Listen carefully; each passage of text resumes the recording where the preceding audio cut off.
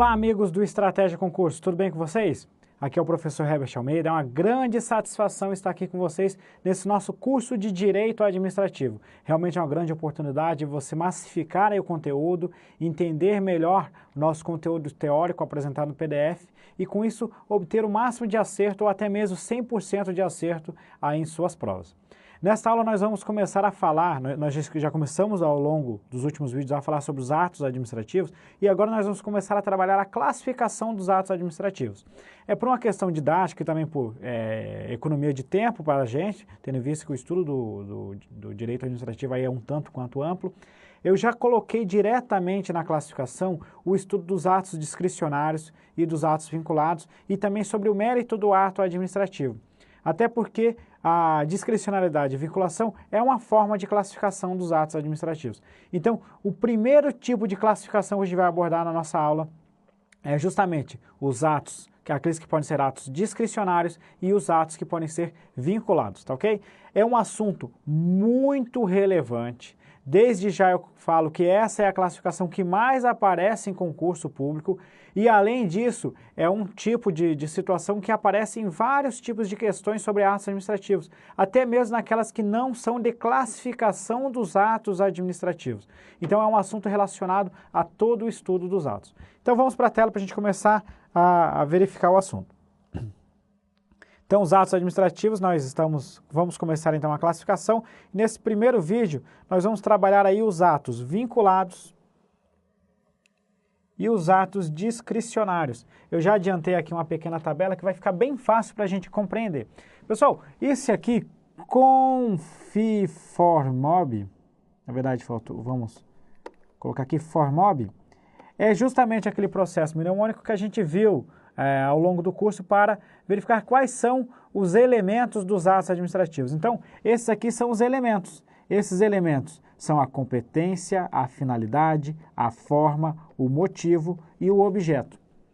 E nos atos vinculados, todos os elementos serão vinculados. Ou seja, eu tenho vinculação na competência, na finalidade, na forma, no motivo e no objeto. Nos atos discricionários, a competência, a finalidade, a forma serão elementos vinculados. Por outro lado, o motivo e o objeto estarão dentro daquilo que a doutrina fala, que é a discricionariedade do agente público. Então, a discricionariedade ela vai ocorrer somente no motivo e no objeto do ato administrativo. Então, vem para mim. Algumas conclusões a gente pode tirar dessa tabela. A primeira situação é isso. A discricionariedade ela se expressa onde? No motivo e no objeto. Essa é a primeira conclusão. A segunda conclusão é que nunca um ato administrativo será totalmente discricionário, tendo em vista que competência, finalidade e forma são elementos vinculados do ato administrativo. Nunca é demais lembrar que a forma, ultimamente vem ganhando aí algumas discussões doutrinárias, numa evolução no sentido de quando não existir uma forma definida em lei, a administração poderá aí discricionariamente escolher a forma. Contudo, a doutrina ainda mais do que majoritária, vamos chamar assim, ela trata a forma também como elemento vinculado. Então, a vinculação, competência, finalidade e forma sempre serão vinculados. Motivo e objeto podem ser vinculados ou discricionários. Os atos discricionários vão ter a sua discricionariedade expressa na motivação e no objeto, ok? Então, vamos para a tela. Pessoal, mas o que vem a ser ato vinculado e o que vem a ser ato discricionário? Então, vamos começar aqui a trabalhar essas duas classificações aí de ato administrativo. Então, o ato vinculado, o que é o ato vinculado? O ato vinculado é aquele que, de certa forma, não existe uma margem de escolha para o agente público. Não existe uma margem de liberdade. O agente público não pode escolher o que ele vai fazer? Ele cumpre o que está na lei. A lei estabelece uma única situação possível. Isso quer dizer que, diante de um fato, a administração terá que decidir da forma como está prevista na lei. Então aqui eu já vou chamar aqui para explicar um pequeno ponto. Vem para mim. Tecnicamente, quando a gente fala em ato vinculado, a gente não tem uma decisão administrativa. Por quê? A lei determina que, ocorrendo a situação X, a administração vai realizar Y. Voltando lá ao exemplo que a gente deu da licença paternidade. Ocorrendo o nascimento lá da criança, o pai vai apresentar lá a solicitação dizendo que nasceu seu filho e a administração pública não tem escolha. Ela não vai decidir se concede ou não concede, ela vai mesmo conceder a licença. Só que ainda assim, pessoal, é muito comum a gente falar em decisão vinculada. Então, é comum ver alguns livros falar, a decisão em determinadas condições é vinculada. Então, pode aparecer na sua prova que dê um exemplo e diga que é uma decisão vinculada. Não encare isso como um erro. Isso é uma terminologia muito comum de se utilizar aí em livros e até em questões de concurso. Já vi aluno vir errar a questão, vir me questionar sobre isso aí, por ter a questão de ter utilizado a expressão decisão. Então, a gente tem uma decisão vinculada em que pese não seja propriamente uma decisão. Foi para a tela. Então, a lei estabelece a única solução possível. E, apenas para concluir, vai ter lá na competência, na finalidade, na forma, no motivo e no objeto. Ok? E o que é o ato discricionário? O ato discricionário é o outro lado. É quando eu tenho uma margem de escolha para atuar. Então, o ato discricionário, a gente tem, pode-se dizer, uma liberdade.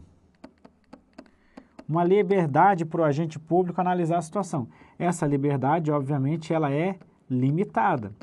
Ela é limitada pela lei, a lei que define a situação. Então, a gente tem uma liberdade limitada de escolha para o agente público em determinada situação.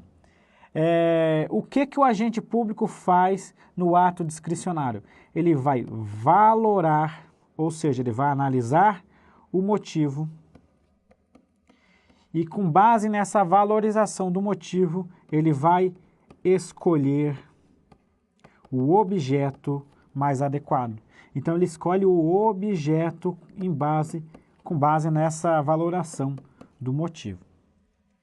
Isso aqui, pessoal, é muito importante, é o que a doutrina vai chamar, vamos colocar até numa cor para destacar aqui, de mérito do ato administrativo. O mérito do ato administrativo é a valoração do motivo e a escolha do objeto. Então, vem para mim que este assunto é relevantíssimo. Pessoal, o mérito do ato administrativo é aquela margem de escolha que o agente público faz na hora que ele vai valorar o motivo do ato e vai escolher o seu objeto. Então, quando um servidor público solicita uma licença para tratar de assuntos de interesses particulares, o agente público vai fazer uma valoração dos motivos, vai analisar o porquê que esse agente está requisitando essa licença para tratar de assuntos de interesse particular, vai analisar qual é a situação do órgão administrativo, qual a conveniência e oportunidade da administração. O trabalho desempenhado por esse servidor é muito relevante para o serviço público. Há possibilidade de eu me desfazer aí por um determinado período de um agente público, diminuir a minha força de trabalho por um determinado período e conceder essa licença, ainda que ela seja de acordo com a lei não remunerada? Então, o agente público vai fazer essa análise. Com base nessa decisão, ele vai chegar lá e vai definir o objeto, se ele vai conceder ou vai negar a licença e qual o período que vai se conceder essa licença. Então, a gente tem uma análise, e essa análise a gente chama de mérito administrativo. Aí é que vem o ponto relevante do mérito. Dentro da organização do Estado, Dentro da organização da administração pública, a gente vai ter lá os nossos poderes. Nós temos o poder legislativo, o executivo e o poder judiciário. O poder executivo exerce tipicamente a função de administrar. O legislativo e o judiciário apenas de forma atípica vão exercer essa função em situações específicas. Mas dentro dessa situação de administrar, a gente vai ter a figura do gestor. O gestor é aquela pessoa que está lá justamente para conduzir a atividade administrativa dos órgãos públicos. Então, cabe a ele, de acordo com o nosso ordenamento jurídico, em determinadas situações, decidir qual é a melhor situação, qual o melhor objeto para aquela situação para atender ao interesse público. O nosso ordenamento jurídico não concede essa análise de mérito ao juiz. Cabe ao juiz, ao poder legislativo, fazer uma análise, um controle de legalidade, um controle de legitimidade. Se a gente permitisse que o juiz entrasse no mérito do ato, ou seja, substituísse o gestor, a gente estaria tirando o papel do gestor na administração pública e ampliando demasiadamente a função do juiz. Não é essa a função do juiz, isso que é muito importante a gente ter em mente. Então, o mérito do ato administrativo é papel do gestor. Por isso que quando o Poder Judiciário é chamado a analisar um ato administrativo, ele faz uma análise de legalidade, de legitimidade, não adentrando no mérito, pois essa margem de escolha, esse juízo de conveniência e oportunidade vai caber ao gestor público. Então vamos detalhar mais esse assunto para poder aprofundar bem, porque ele é muito relevante. Então, valorar o motivo, escolher o objeto, é o mérito do ato administrativo. A gente costuma chamar isso aqui, dentro dessa situação, desse contexto, a gente costuma chamar isso de juízo de conveniência e oportunidade. Pessoal, a gente deve saber que que a lei ela estabelece as linhas gerais para a atuação administrativa. Só que a lei, vem para mim, a gente deve imaginar que a lei, o legislador, ele não tem a mínima chance de estabelecer todas as situações possíveis para a administração pública. A lei não tem como disciplinar tudo o que vai ocorrer tanto na administração pública quanto na vida privada. Então ela estabelece determinados pontos, estabelece o que é essencial, estabelece condições, estabelece limites, vai estabelecer lá dentro de dentro do ato administrativo quem é o agente competente para realizar isso, ou até mesmo o órgão competente para realizar determinada situação, vai escolher qual a finalidade de interesse público, vai escolher, decidir, quando for o caso, a forma de exteriorização do ato, se vai ser por decreto, quais as formalidades que devem ser seguidas, mas em algumas condições, em algumas situações, ela vai deixar um motivo meio genérico, meio amplo para ser analisado e vai deixar uma margem de decisão no objeto. Um exemplo de escolha de objeto, que a gente falou várias vezes, é a pena de suspensão do servidor, 0 a 90 dias. Dentro dessa margem de 0 a 90 dias, vai caber ao agente público analisar a situação, analisar os antecedentes do agente que cometeu a infração, analisar os atenuantes, os agravantes, analisar qual foi o prejuízo para a administração e para os administrados daquela infração cometida pelo agente público e então vai aplicar a sanção. Não teria como a lei estabelecer tacitamente, se ele fizer isso, a suspensão vai ser de 1 dia. Se ele fizer aquilo, a suspensão de 2 dias. Tanto 3 dias até chegar aos 90 dias. É impossível a lei prever todas as situações que o agente público poderia se deparar. Por isso que a gente faz um juízo de conveniência e oportunidade. Por isso que em determinadas situações a lei vai conceder um direito para um servidor, por exemplo, nesse caso o servidor terá direito àquela situação, e em outras ela vai prever a possibilidade de se conceder o direito, cabendo ao agente público, ao gestor, analisar a situação e conceder ou não o direito, tendo sempre como finalidade maior o interesse público, tá ok? Então foi para a tela. Esse juízo de conveniência e oportunidade, então, se insere no mérito do ato administrativo. E quando, novamente, vem aquela pergunta, quando que a gente vai ter esse juízo de conveniência e oportunidade? Quando que o ato será discricionário? A gente já mencionou isso aqui ao longo do na análise dos elementos, mas nunca é demais relembrar. Primeiro ponto é quando a lei expressamente, desculpe pessoal, a lei expressamente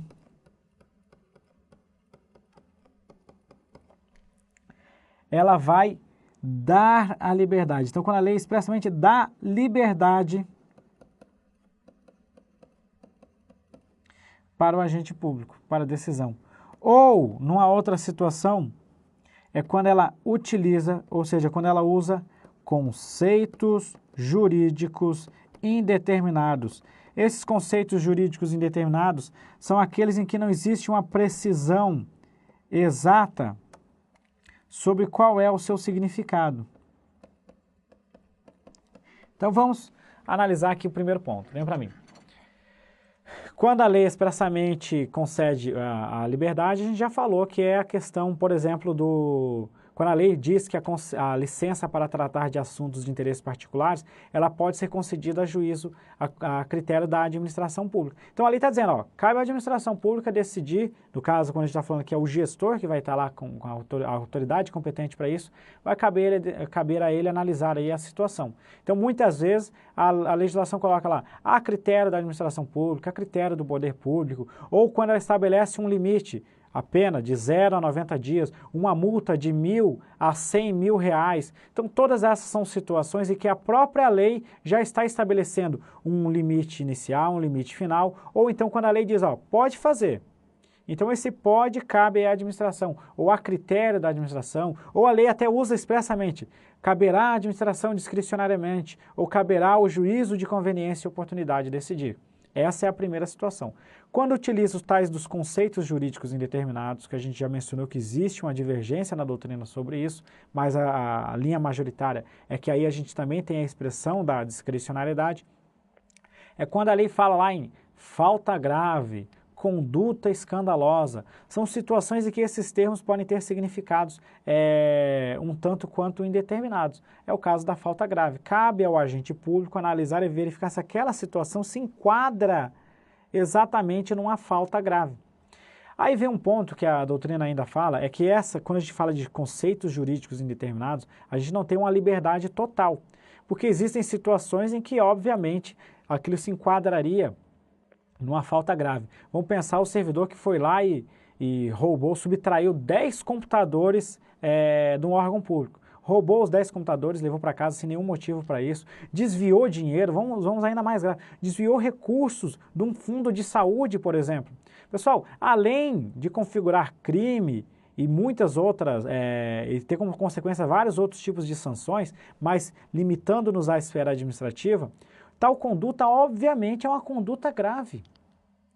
Então, é uma situação já de nível mais elevado. Então, quando a gente está diante de um conceito jurídico indeterminado, a doutrina fala que a gente tem lá o tal da zona de certeza positiva e zona de certeza negativa. O que é isso? Uma zona de certeza positiva é quando assim, ó, sabidamente essa situação está enquadrada nesse conceito. É o caso do servidor que roubou 200 milhões de reais, por exemplo, num fundo de saúde que atendia aí a população sem motivo algum para isso, simplesmente por ganância. Obviamente que isso é uma conduta grave, é uma infração grave do agente público. Não há dúvida que se enquadraria dentro do conceito jurídico indeterminado. E as situações em que, sabidamente, ela não se enquadraria, seria uma zona de certeza negativa. Uma situação que não vai entrar certamente naquilo lá. Por exemplo, o servidor público chegou atrasado 15 minutos pela primeira vez depois de 20 anos de serviço. Pessoal, obviamente que isso não é uma falta grave. Então, afastaria dentro desses limites superior e limite inferior qualquer possibilidade de se enquadrar a falta dentro de uma falta grave. A discricionariedade do agente público vai estar, então, diante do quê? Daquela zona de indeterminação. Uma situação em que não é tão fácil a gente enquadrar ou não com uma falta grave. O servidor chegou lá, vamos supor, e deu uma porrada no seu companheiro. A gente, sem analisar diretamente, a gente não pode saber se isso é uma falta grave ou não. A gente vai ter que analisar aí quais foram os motivos até mesmo, se houve uma provocação, se ele estava tentando defender uma outra pessoa, então vai ter que ter uma análise um pouquinho melhor dessa situação. Então, Voltando para a tela. O uso de conceitos jurídicos indeterminados, a gente vai ter lá as zonas. Isso aqui é bem tranquilo, pessoal, raramente aparece em prova, mas só para a gente concluir. Zonas de certezas. Essa zona de certeza pode ser positiva ou negativa. Nesse tipo de situação, não existe discricionariedade. Não tem discricionariedade. Quando a gente estiver na zona de indeterminação, que é o que fica no meio dessa situação, aí a gente tem discricionariedade. Se você ainda está com dificuldade de entender, imagine, vou pegar aqui que você vai correr, vem para mim que eu vou dar uma explicação. Vamos pegar, você vai fazer uma corrida, pessoal, só um paralelo. Dentro dessa corrida você vai lá e estabelece o seguinte, ó, eu quero correr num ritmo tranquilo, médio, aí eu estabeleço lá uma frequência cardíaca máxima, uma frequência cardíaca mínima. Quando você ultrapassa o máximo, você extrapolou o seu ritmo. Quando você está abaixo do mínimo, você não alcançou ainda o ritmo que você queria alcançar. É mais ou menos isso. A zona de certeza positiva e negativa é um limite superior e inferior, não um limite tácito, obviamente, mas é uma situação em que, assim, com certeza ele se enquadra no ato, e aí não tem discricionalidade, e com certeza não se enquadra naquele conceito, não tem discricionalidade. Estando no meio onde existe alguma dúvida, uma zona nebulosa, a gente poderia ter a discricionalidade, ok? Vamos para a tela. E aí o assunto que rigorosamente aparece em prova é sobre o controle judicial. Pergunta clássica de concurso público. Os atos discricionários submetem-se a controle judicial? Vem para mim. E eu desde já digo, ainda que com algumas peculiaridades que a gente vai ver em algumas espécies de atos administrativos, todo ato submete-se a controle judicial. O ato administrativo discricionário, ele submete-se ao controle judicial. Pessoal, é muito comum a questão de concurso público vir e dizer, ó, ato discricionário não se submete a controle judicial. Isso está errado. Então, qual é a dúvida? Por que os concurseiros, muitos alunos têm dúvidas sobre isso? Porque o mérito do ato administrativo, que está presente somente nos atos discricionários, o mérito não se submete ao controle judicial, mas o ato em si submete-se ao controle. Então, vamos para a tela. Então, o mérito, que está ali em cima destacado em vermelho, vamos pegar aqui. O mérito, esse mérito administrativo aqui, vou colocar aqui, não tem controle judicial, vou colocar direto. Não tem controle judicial. O poder judiciário não pode invadir o mérito do ato administrativo. Mas o ato discricionário, ele é controlado. Isso quer dizer, ele pode ser controlado, dependendo da situação, que o ato discricionário, ele pode ser anulado pelo Poder Judiciário. Quando? Quando for provocado. A gente sabe que o Poder Judiciário submete sempre aí à provocação.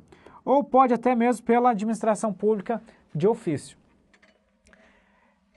E também, aí o ponto que vai ser interessante é o seguinte, o controle do ato discricionário é um controle de legalidade e de legitimidade. O que quer dizer isso? Vem para mim. Pessoal, o controle de legalidade é quando a gente analisa o ato, se ele está de acordo com a lei. A legitimidade é um conceito aí, não tão preciso, mas ele envolve aí também aspectos de moralidade. A legitimidade ela não é um controle de mérito também, porque a gente não pode ter controle de mérito. Mas vamos pegar que uma Câmara de Vereadores, por exemplo, num município muito pobre, aí a Câmara de Vereadores vai lá e resolve com o seu orçamento das câmaras, a gente é sabido que o Poder Legislativo acaba existindo uma sobra de recursos maior, chega lá o presidente da Câmara e decide licitar aí para adquirir 20 sofás para os seus vereadores, no valor de R$150 mil cada sofá. Esse sofá ele serve aí para fazer uma massagem. Quando a gente vai analisar o valor de mercado desse sofá, ele está de acordo com o valor de mercado. Realmente aquele sofá vale R$150 mil. O vereador fez licitação, fez pesquisa de preço. Eu vou dizer mais, vamos supor que esse sofá chega ao valor de R$200 mil no mercado. Mas o vereador, ao longo de muita pesquisa, muita publicidade, conseguiu fazer uma licitação e adquirir o sofá por R$150 mil, ou seja, teve uma economia de recurso público de R$50 mil por sofá. Vejam só, pessoal, o ato administrativo do vereador pode ter previsão orçamentária, ele realizou a licitação adequada, foi adquirido pelo preço de mercado. Então, a gente fazendo uma análise inicial aqui, não existe nenhuma ilegalidade. Só que, pessoal, esse ato é ilegítimo, porque ele não atende ao interesse público. Como que a Câmara de Vereadores de um município pobre, com um município com baixos índices de desenvolvimento, gasta R$150 mil por sofá para um vereador ter uma massagem ali durante o horário de cafezinho? Não faz o mínimo sentido. Então, a gente tem ali um controle de legitimidade e legalidade. Volto a dizer, não é exame de mérito, a gente não faz juízo de conveniência e oportunidade, tá ok? Só que esse conceito de legalidade, até gostaria de dizer, não só de legalidade, mas de controle judicial dos atos discricionários, ele vem ganhando uma ampliação vem ganhando uma ampliação aí recente, na doutrina e na jurisprudência. É o tal do aspecto da razoabilidade e da proporcionalidade. O que é isso? O ato administrativo, até a própria aquisição do sofá que eu mencionei, ele está dentro do aspecto legal, mas não é razoável. Não é razoável gastar todo esse dinheiro com um sofá. Também, às vezes, a gente vai ter lá a aplicação de uma pena de demissão de um servidor público, numa situação ali um pouco exagerada, talvez mal foi aplicado, por exemplo, a pena de suspensão no servidor, foi a primeira vez que ele comete uma irregularidade, não trouxe tanto prejuízo para a administração, e ainda que se pudesse enquadrar aí numa possibilidade de demissão, a gente vê que é um ato exagerado, desproporcional. Então, vamos para a tela para a gente fechar. A gente tem um controle, quando a gente fala de controle de legalidade, a gente também faz uma análise de razoabilidade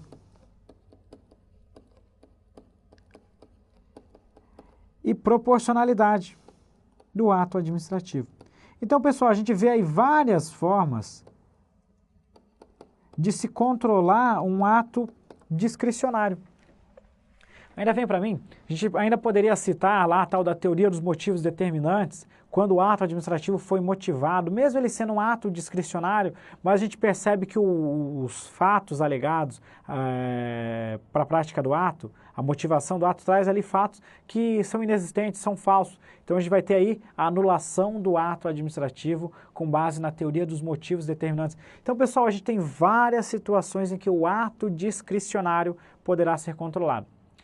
Mas para fechar, quando a gente tem controle judicial, a gente só vai ter aqui a anulação do ato administrativo. Jamais, vamos colocar até com uma cor diferente, nunca no primeiro ponto faz exame de mérito, nunca invade o mérito, e a consequência disso é que o Poder Judiciário não pode revogar o ato administrativo. Vem para cá. A revogação do ato administrativo. A gente vai ver isso lá no desfazimento dos atos administrativos. A revogação ela decorre de um juízo de conveniência e oportunidade da administração. Opa, peraí. Conveniência e oportunidade, a gente está falando de discricionariedade. O Poder Judiciário, falando melhor, a gente está falando de exame de mérito. O Poder Judiciário não pode fazer o exame de mérito, não pode substituir o gestor no exame de mérito. Logo, o Poder Judiciário jamais poderá revogar um ato administrativo. Por quê? Porque não pode analisar o mérito. Então, o juízo de conveniência e oportunidade, a revogação de um ato, cabe à administração. Vamos dar um exemplo. Falamos lá da licença para tratar de assuntos de interesses particulares. É uma licença que pode ser concedida ao servidor público e essa licença é concedida a critério da administração. Mas diga-se mais, a qualquer momento, o agente público que concedeu a licença poderá revogá-la. Suponha que o servidor requisitou a licença para tratar de assuntos de interesse particular e durante esse período que ele solicitou a licença, tinha uma baixa demanda de trabalho, estava tudo bem tranquilo. Só que de repente surgiu um evento novo e que aumentou a demanda de trabalho no órgão. Aí chega lá o gestor, o agente responsável, resolve revogar a licença. Essa revogação, esse juízo de conveniência e oportunidade, vejam só, não existe nenhuma ilegalidade. O ato administrativo poderia continuar, o período da licença poderia continuar tranquilamente. Mas neste momento, o agente público percebe a necessidade de desfazer esse ato, ou seja, revogá-lo e trazer o servidor de volta para o trabalho. A revogação só pode ser feita pela própria administração que realizou o ato. Quer dizer o quê? O Poder Judiciário até poderá fazer uma revogação, só que essa revogação do Poder Judiciário é quando ele está administrando, quando ele está fazendo seus próprios atos administrativos. Então, quando o Poder Judiciário concede a licença para o seu próprio servidor, o próprio Poder Judiciário não exercendo função legislativa, função judicial, melhor dizendo, mas exercendo a função administrativa, vai revogar o seu próprio ato administrativo. Agora, o Poder Judiciário não pode chegar lá e revogar um ato administrativo do Poder Executivo, nem tampouco um ato administrativo do Poder Legislativo, desculpe. Ok, pessoal? Então foi para a tela. Para a gente fechar, então, o controle judicial, então, nunca vai fazer exame de mérito, nem tampouco vai poder revogar o ato administrativo. Então, vem para mim, a gente consegue fechar aí. Pessoal, assunto muito relevante, muito interessante. Nós abordamos no único vídeo, tanto a classificação de ato discricionário e ato vinculado, o que é vinculação e discricionalidade e o que é o mérito do ato administrativo. Espero que tenha ajudado bastante a esclarecer esse assunto muito importante no estudo dos atos administrativos, ok? Muito obrigado, até nosso próximo vídeo.